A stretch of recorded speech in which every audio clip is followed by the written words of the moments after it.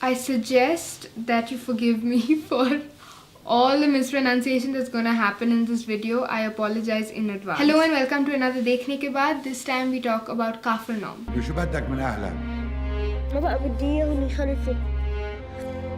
علي صوتك مزمن. ما بقى بدي اياهم يخلفوا.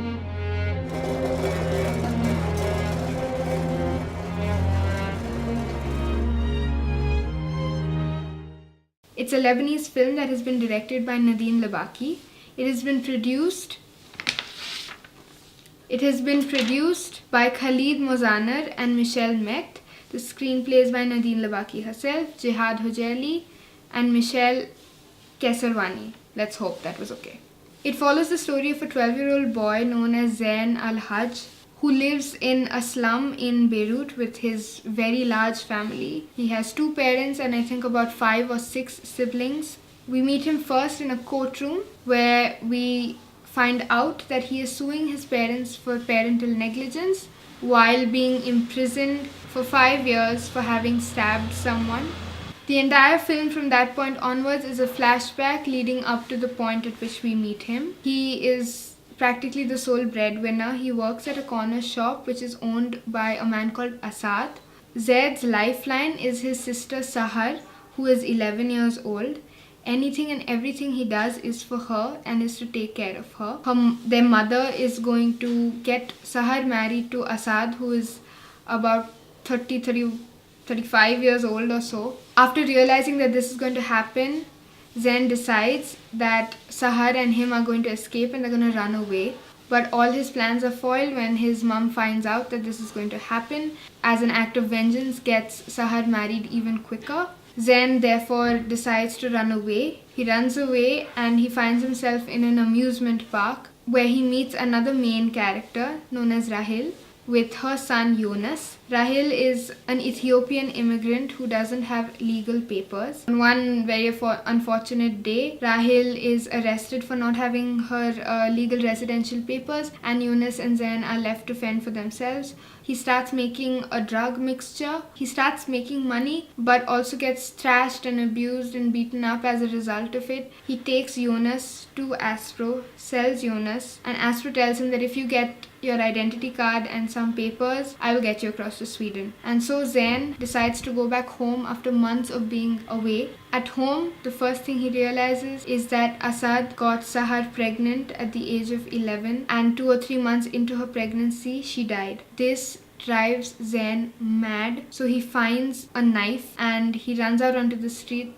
and goes and stabs Asad. We see him next being imprisoned, and in prison he calls a helpline number and speaks on national television about how his parents have not taken care of him and what his situation is like. As a result, he lands up in the courtroom suing his parents for parental negligence. This entire film is absolutely heartbreakingly poetic. The children are the main protagonists, they're the main focus of the entire film. Their lives are the main focus of the entire film. And the comparison between their innocence and the life they are having to lead and the situation that they are having to lead is what makes this film sit on your heart so heavily. Nadine Labaki made the choice of casting complete non-actors. Zain Al-Hajj has been played by Zain Al-Rafia. In an interview, Nadine remarks how she wanted someone who was slightly malnourished, who has an innocence to his face but a sadness in his eyes. And the casting is just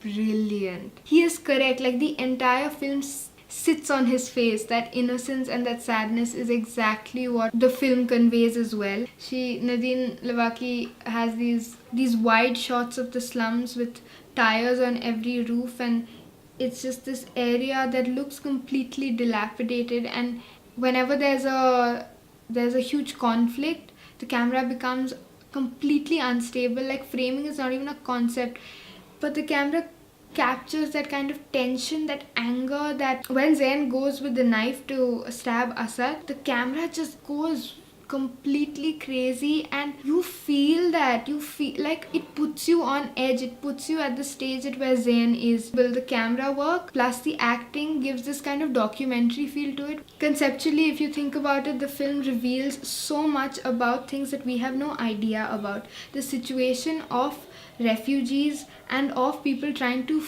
flee a country because of their situation is showcased to us. It just shows the grey. It doesn't say, Zain's unruly, uncontrollable anger and his unsanskari language is at all justified, but it shows us what situation he's in and why that is, why children are that violent, why at the age of 10 children are smoking cigarettes like they've been smoking it for 50 years. A simple thing, which is this is the situation and people are reacting to it, and unless and until you change the situation, people are not going to react better.